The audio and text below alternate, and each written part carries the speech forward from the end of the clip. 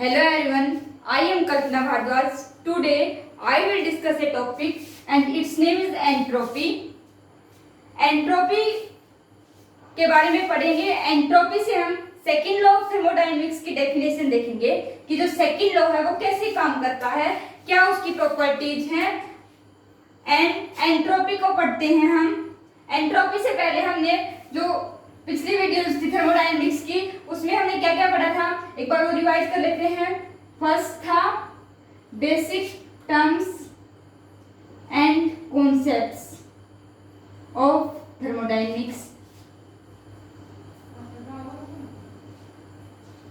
Next जो video थी उसमें हमने क्या पढ़ा था, zeroth law of thermodynamics and first law of thermodynamics and its application.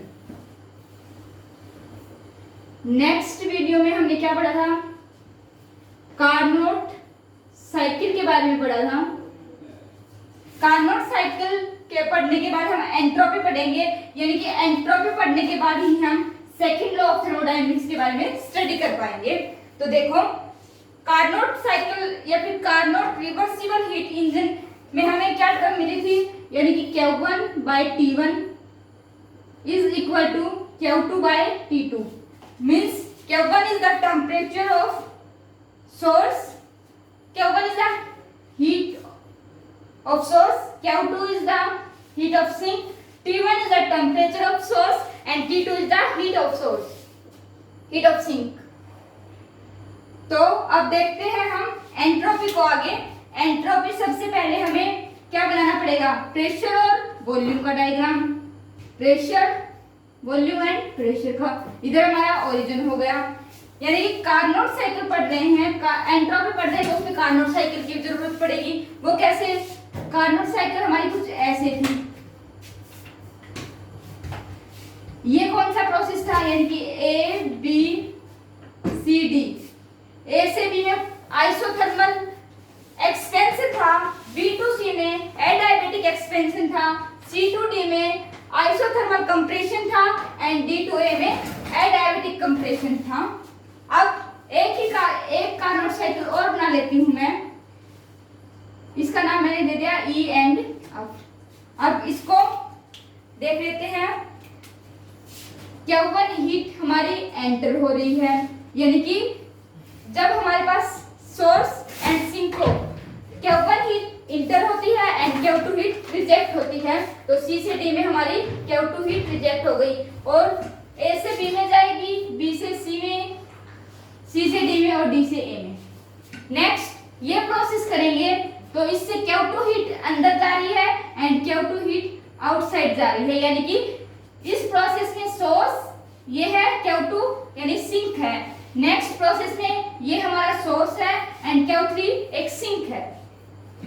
अब ये साइकिल बनेगी D से C, C से E, E से F एंड F से D तक।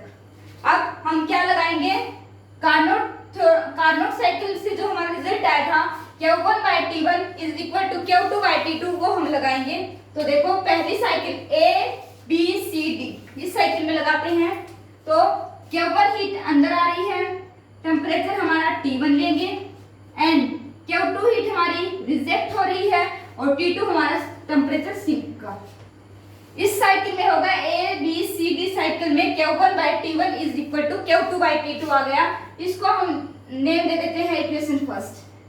सेकंड हम देखते हैं D C E F cycle में, तो इससे Q2 हीट एंटर कर रही है किस टेम्परेचर पे, T2 पे। ये हमारा सोर्स ही है इस साइकिल में और Q3 हीट रिजेक्ट हो रही है किस पर, टेम्परेचर T3 पर। इसको हमने क्या नेम दिया, इक्वेशन नंबर सेकंड। इससे हमें क्या बात समझ में आई, एक ऐसी क्वांटिटी है जो कांस्टेंट रहती है, मतलब कि अगर हम और भी साइकिल बनाएंगे तो अभी हमारे पास क्या आएगा, Q3/T3 is equal to Q4/T4, यानी कि Q/T हीट और टेम्परेचर का जो रेशियो होता है वो कांस्टेंट होता है, वही हमारा एंट्रोपी कहलाता है।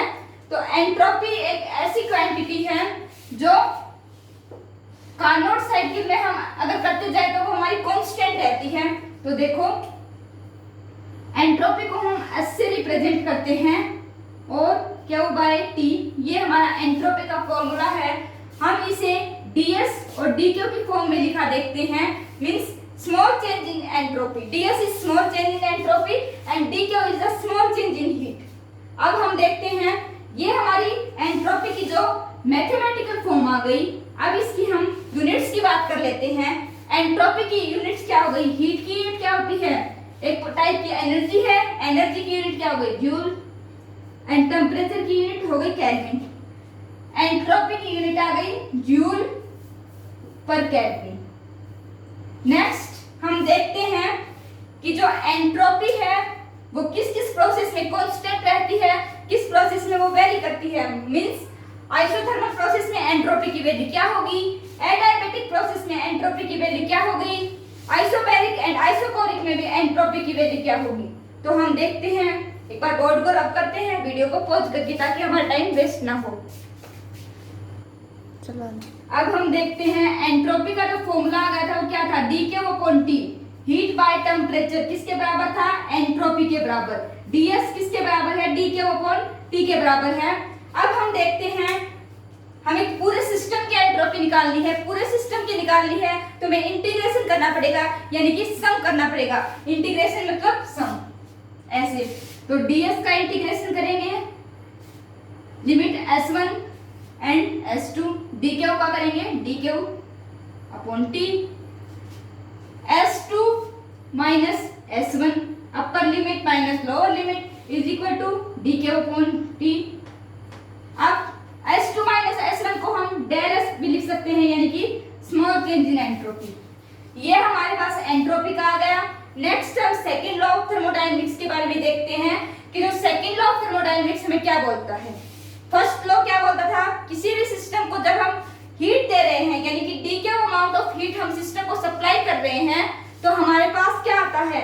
पहले तो सिस्टम अपनी इंटरनल एनर्जी को कंप्लीट करता है। Internal energy sum of kinetic energy and sum of potential energy.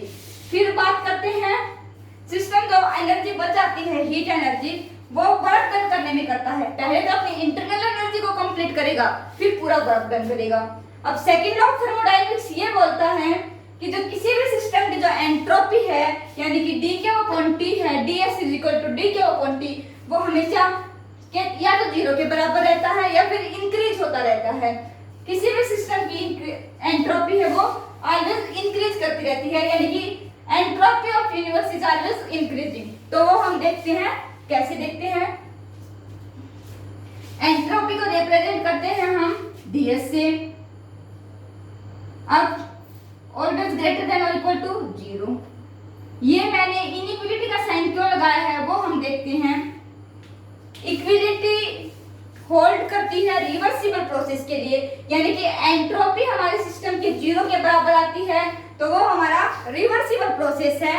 और एंट्रोपी 0 से बड़ी आती है, यानी कि एंट्रोपी इंक्रीज करती रहती है, यानी कि वो इरिवर्सिबल प्रोसेस के लिए है। अब मैंने ये टर्म बोली है, entropy of universe is always increasing. कैसे इंक्रीज करती है वो?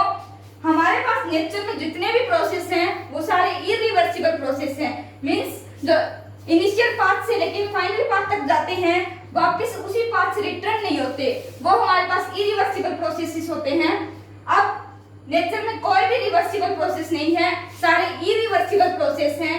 इरिवर्सिबल प्रोसेस हैं तो जो ग्रेटर देन ds होगा, यानी कि एंट्रोपी हमेशा इंक्रीज करेगी। यूनिवर्स की जो एंट्रोपी है वो हमेशा इंक्रीज करती है। लिख देती हूँ, यूनिवर्स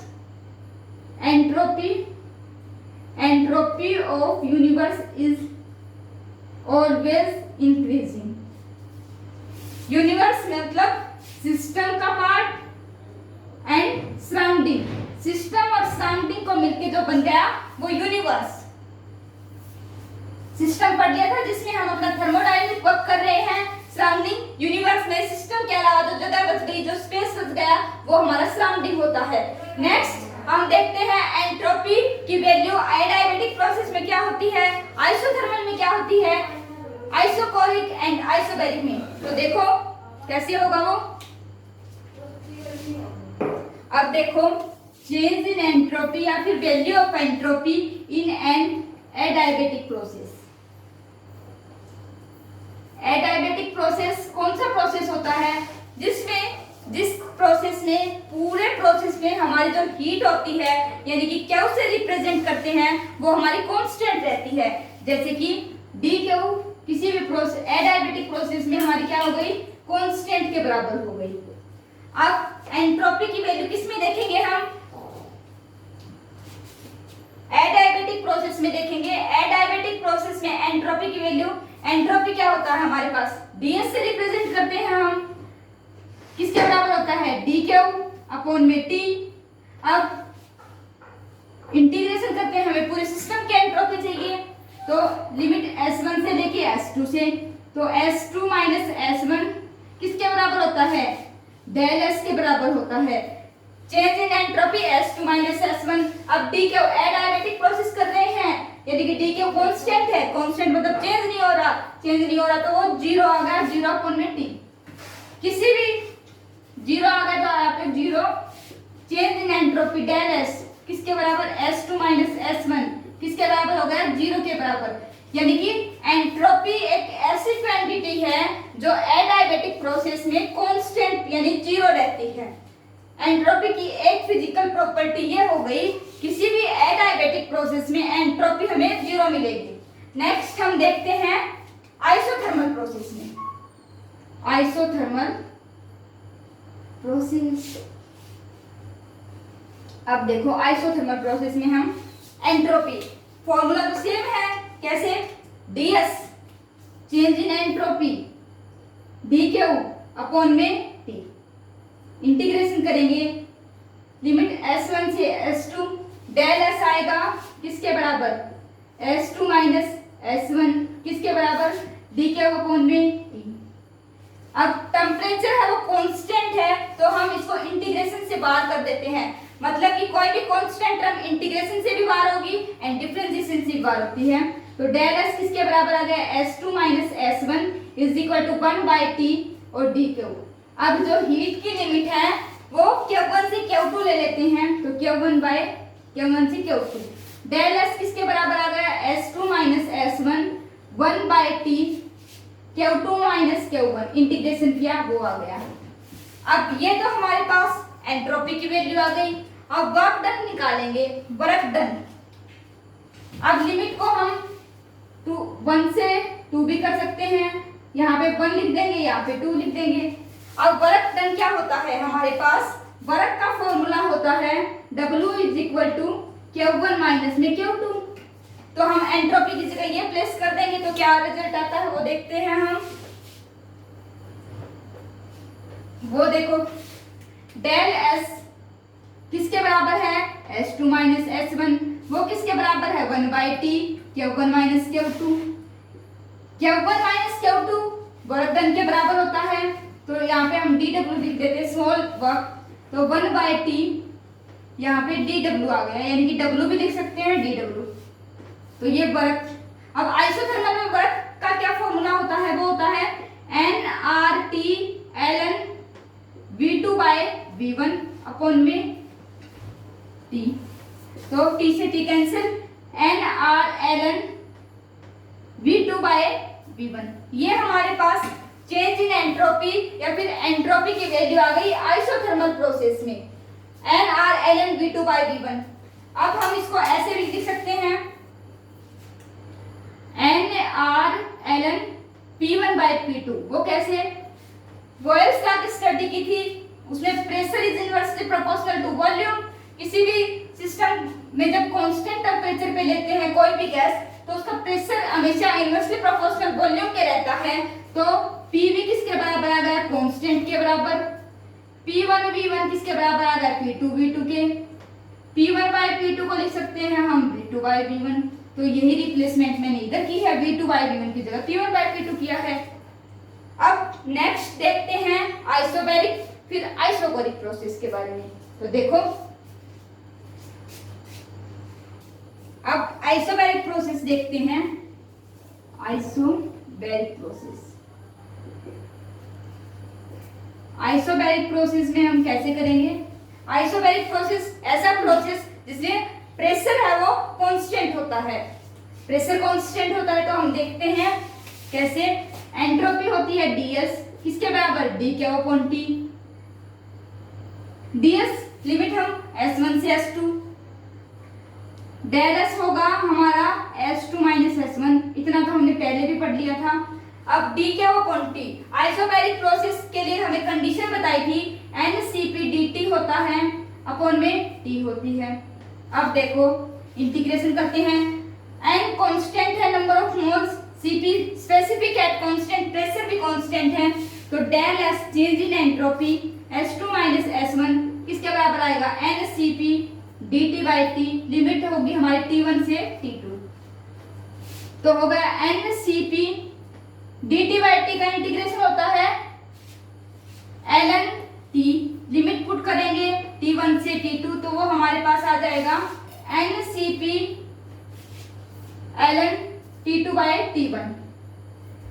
मतलब ये आइसोबैरिक प्रोसेस में जो एंट्रोपी आ गई वो NCP ln T2/T1 आएगी, इसको हम NCP ln V1/V2 भी लिख सकते हैं चार्ल्स लॉ के अकॉर्डिंग। ठीक है, नेक्स्ट हम देखेंगे आइसोकोरिक प्रोसेस के बारे में। तो आइसोकोरिक प्रोसेस के बारे में देखते हैं हम, entropy change in isochoric process. इसके बाद हम चेंज इन एंट्रोपी पढ़ेंगे, फिजिकल स्टेट, मैटर की फिजिकल स्टेट चेंज होती है। तो मैंने लिख दिया आइसोकोरिक प्रोसेस। आइसोकोरिक प्रोसेस हमारा वह प्रोसेस होता है जिसमें हमारी वॉल्यूम है वो कांस्टेंट होती है, पूरे प्रोसेस में वॉल्यूम है वो कांस्टेंट, यानी कि वॉल्यूम की वैल्यू 0। एंट्रोपी का फॉर्मूला क्या होता है, ds होता है d के अपॉन में t, S1 से S2, डेल s किसके बराबर आ गया S2 minus S1, d Q NCV/dt/T, d Q isochoric process में NCV/dt होता है and number of molecules, CV specific heat constant volume, dt small change in temperature. तो डेल S हो गया S2 minus S1, NCV constant है dt/T, limit लिख देंगे हम T1 से T2, इंटीग्रेशन करेंगे तो NCV ln T आ गया, लिमिट हमारे T1 से T2 हो गई, तो हो गया NCV ln T2/T1। ये हमारी एंट्रोपी चेंज आ गई आइसोकोरिक प्रोसेस के अंदर। ठीक है, नेक्स्ट हम देखेंगे change in entropy when physical state of matter change. Next हम देखते हैं change in entropy when physical state of matter change, when physical state of a matter change. अब देखो एंट्रोपी किसके बारे में पढ़ रहे हैं, चेंज इन एंट्रोपी। कब, जब फिजिकल स्टेट चेंज होती है मैटर की। मैटर की फिजिकल स्टेट कौन कौन सी होती हैं, सॉलिड, लिक्विड एंड गैस। अब जब सॉलिड से लिक्विड में कन्वर्ट होता है, लिक्विड से गैस में कन्वर्ट होता है, यानी कि टेम्परेचर हमारा एक प्रोसेस से दूसरे प्रोसेस में कन्वर्ट होने के लिए कांस्टेंट रहता है। ये बात हम 9th क्लास के चैप्टर 1 से पढ़ते आ रहे हैं। तो हम पढ़ेंगे change in entropy when physical state of a matter change. तो देखो एंट्रोपी क्या होती है, ds, d के अपॉन में t, S1 से S2, S2 minus S1, del s के बराबर हो गया, d के अपॉन t, क्या होता है m इंटू एल, t क्यों लिखा, टेम्परेचर कांस्टेंट है, डिवाइड t, l है लेटेंट हीट ऑफ फ्यूजन। अब मैं इधर प्लस साइन लगा देती हूँ और नेगेटिव साइन लगा देती हूँ। ये साइन मैंने इसलिए लगाए हैं जब हीट सिस्टम में आ रही है पॉजिटिव, जा रही है नेगेटिव, तो जब physical state of a matter change होगी तो फॉर्मूला ये आ गया। जब किसी भी बॉडी का टेम्परेचर चेंज हो रहा हो, यानी कि आइस मेल्ट हो रही हो 0 डिग्री सेल्सियस से 100 डिग्री सेल्सियस वाटर में, तो एंट्रोपी निकालने को बोला जाए तो वो कैसे निकालते हैं, यानी कि when, सेकेंड केस पढ़ते हैं, when temperature of two bodies are different, दोनों जो बॉडीज हैं उनके टेम्परेचर डिफरेंट हैं, यानी कि T1 temperature and T2 temperature. तो एंट्रोपी कैसे निकालेंगे, तो एंट्रोपी निकालने के लिए हम देखते हैं ds is equal to d के अपॉन में t, S1 से S2, del S is equal to S2 minus S1, इतना तो हमने कई बार पढ़ लिया है। अब d क्या अपॉन t, डी कैप क्या होता है, ms dt अपॉन t, किसी भी प्रोसेस के अंदर टेम्परेचर चेंज हो रहा है T1 से T2, m mass of the substance, s specific heat and dt by dt का करेंगे तो ms dt बाय t का इंटीग्रेशन ln t T1 से T2 तक, तो हमारे पास आ गया ms ln T2 bye T1। ये फॉर्मूला हम कब यूज करेंगे, जब दो बॉडीज का टेम्परेचर अलग अलग है। मान लीजिए मैंने बोल दिया 0 डिग्री सेल्सियस आइस है वो कन्वर्ट हो रही है 100 डिग्री सेल्सियस वाटर में, तो हमारी एंट्रोपी चेंज क्या होगी वो बताओ। तो वो हम कैसे करेंगे, वो हम करेंगे 0 डिग्री सेल्सियस होता है 273 केल्विन, ये 373 केल्विन। अब मास मैंने ले लिया 1 किलोग्राम एंड स्पेसिफिक हीट 1 ले ली, तो एंट्रोपी चेंज कैसे आ गई, दो अलग अलग टेम्परेचर हैं, मास 1 स्पेसिफिक हीट भी 1, ln T2 टेम्परेचर सेकंड का 373 फर्स्ट का 273। जब हम इसको सोल्व करेंगे तो हमारे पास एंट्रोपी की वैल्यू आ जाएगी जब दो बॉडीज का टेम्परेचर अलग है। आज की वीडियो के लिए इतना ही, नेक्स्ट वीडियो में हम अलग टॉपिक के बारे में डिस्कस करेंगे। Thank you so much for supporting me, thank you.